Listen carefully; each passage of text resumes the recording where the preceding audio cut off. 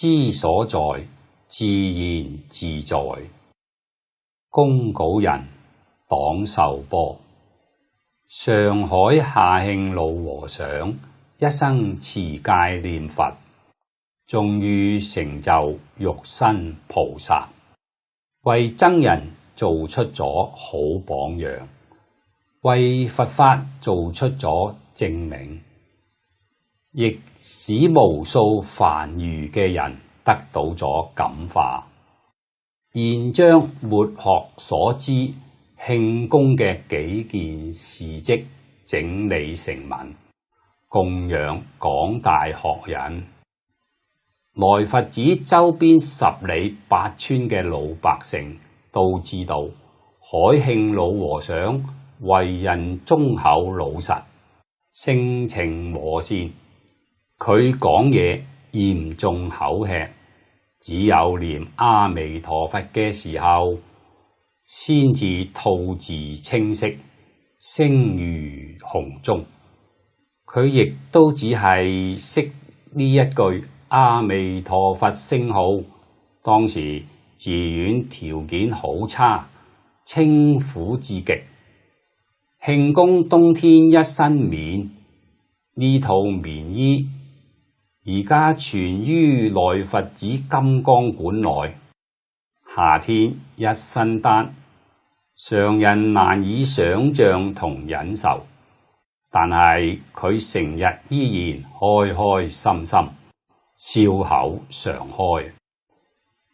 慶公經常帶住工具出去執糞、執柴、執磚頭、揸鋪路，返到去嘅時候，飯凍咗就食少啲，冇飯啦就餓一餐，從來都唔囉嗦，亦唔嬲。有個軍人出身嘅和尚，鍾意鬧人，睇慶公唔順眼，時不時就鬧佢。居士們有時睇唔過眼，就同嗰個和尚理論，而慶公只係淡淡一笑，輕聲咁講：你為我消業障，我去極樂國。寺院嘅一啲供果、餅乾、糖果之類，因為供放嘅時間長咗，有啲變質霉爛，人哋將好嘅揀晒，剩低壞嘅俾慶公，佢絲毫都唔會嬲。有人話呢啲嘢唔食得㗎，拎去餵牛啦。慶公講：老牛拉泥拉爬，食乾草已經好苦啦，唔好俾佢食呢啲嘢。我冇得受用係我有罪業，唔好再去害啲牛啦。於是就將呢啲嘢都埋喺樹根邊，或者散到田裏邊去啦。曹書真居士講，老和尚嘅日子過得好謹慎啊。佢話佛祖睇住㗎，頭頂3尺有神明，萬物都有佛性，該點樣受用就點樣受用啦。有位16歲姓陶嘅年青人，帶住幾個同伴去寺院玩，見到慶公老實，就污言穢語咁咒罵佢，又用小木棍篤佢嘅光頭。慶公側側頭咁笑住講：你想同我結緣啦？同你爸爸媽媽講下，我收你做徒弟，教你念阿彌陀佛，讀好書，做好事，第日你屋企代代有富貴。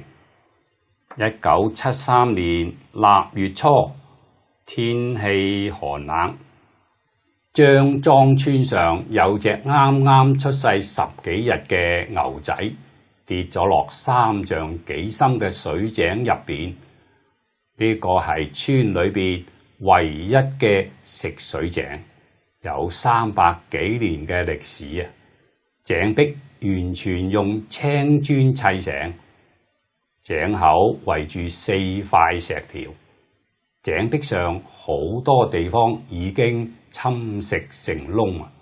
小牛掙扎嘅過程中，不停有磚塊跌入井底，極其危險。有人話，為咗一隻牛仔，不必冒險搶救啦。但係唔打撈牛仔，佢喺井度棘住，咁幾百人嘅食水啊就變成難題啦。成班人面面相覷，眼見小牛奄奄一息，掙扎唔到啦。但係邊個都唔願意落井。咁啱，慶公從呢度路過，當時慶公正喺村度勞動，見此情景，不由分說啊，叫3個膽大嘅年青人拉住繩，吊住漿梯，佢自己馬上落到井裏邊。慶公喺井裏邊艱難咁除低棉背心，抱住小牛身上，再用繩紮好後，讓大家慢慢咁將小牛拉咗上嚟。小牛得救啦，但係喺拉慶公上嚟嘅時候，咁啱一塊磚頭跌落嚟，砸到佢個頭，鮮血頓時染紅咗佢個面。出井後，幾個人圍上嚟同佢包紮。慶公不以為然咁笑住講：我流嘅血係佛祖讓我成佛時喺面上做個記號。旁邊一位姓鄭嘅中年婦女原本唔信佛，呢個時候情不自禁咁講：食齋念佛嘅人真係好啊！後來佢開始學佛，非常孝敬家公家婆，經常做好事。慶公就係咁樣實實在在嘅一個人。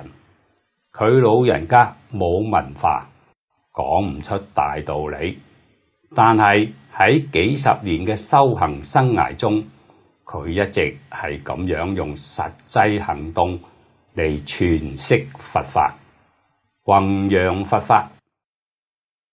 1975年8月，連續幾日嘅傾盆大雨，令到張莊西邊嘅小河水位突然上漲，沖垮咗幾百年嘅一座石橋。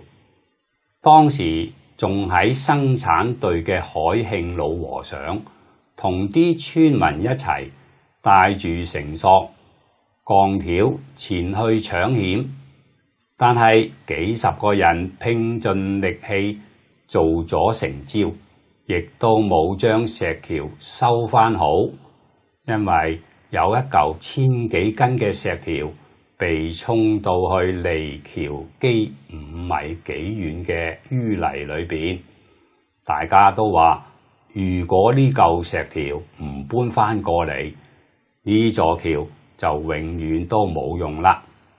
正當大家灰心喪氣嘅時候，海慶老和尚慢吞吞咁講：就快中午啦，俾我再試下啦。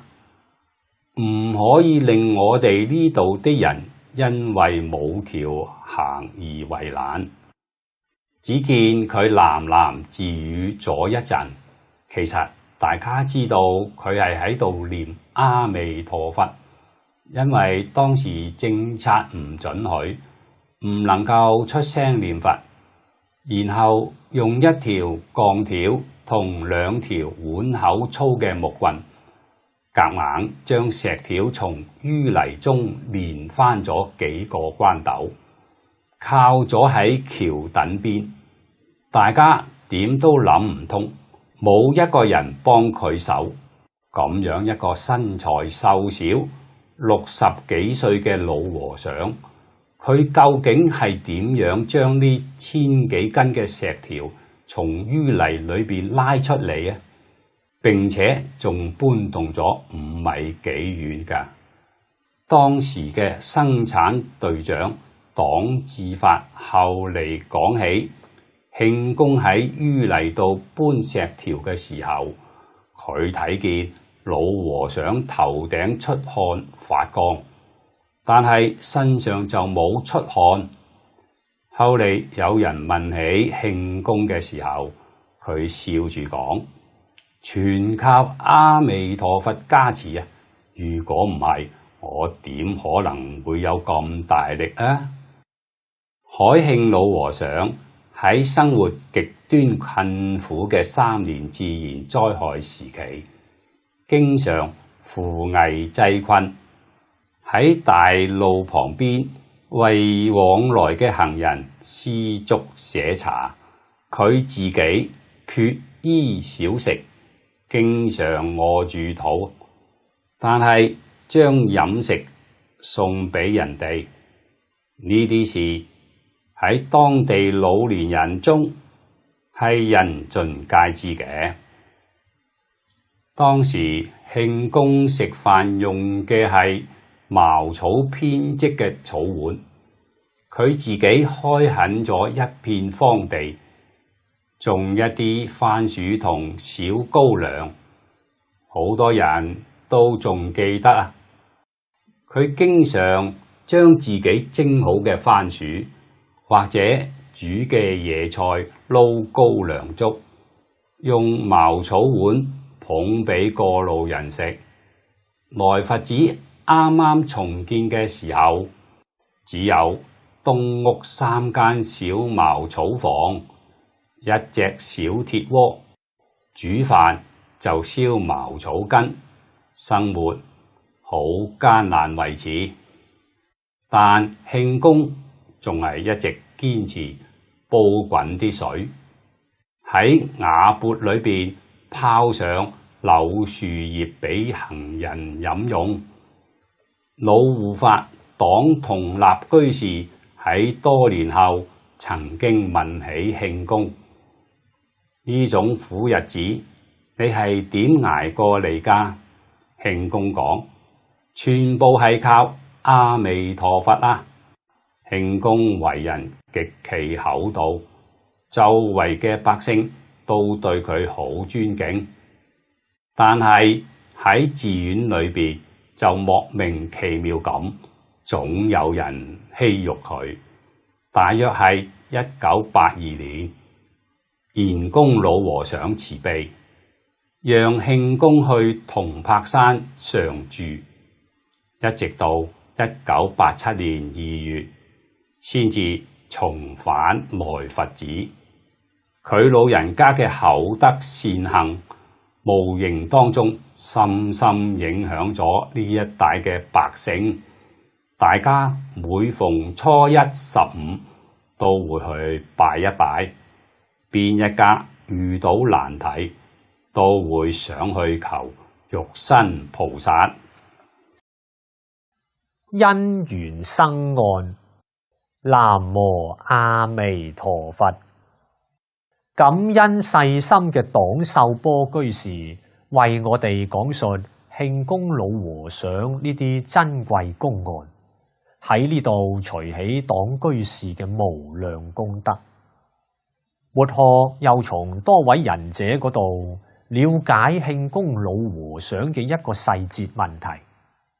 佢老人家平時都係專念阿彌陀佛，但係如果有人同佢打招呼，佢回人哋都係觀世音菩薩，幾十年一直如此。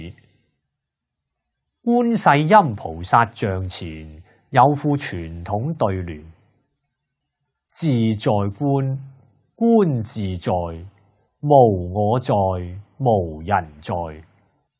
問此時自家安在？知所在，自然自在。如來佛，佛如來，有將來，有未來。救者身如何得來？已過來如見如來。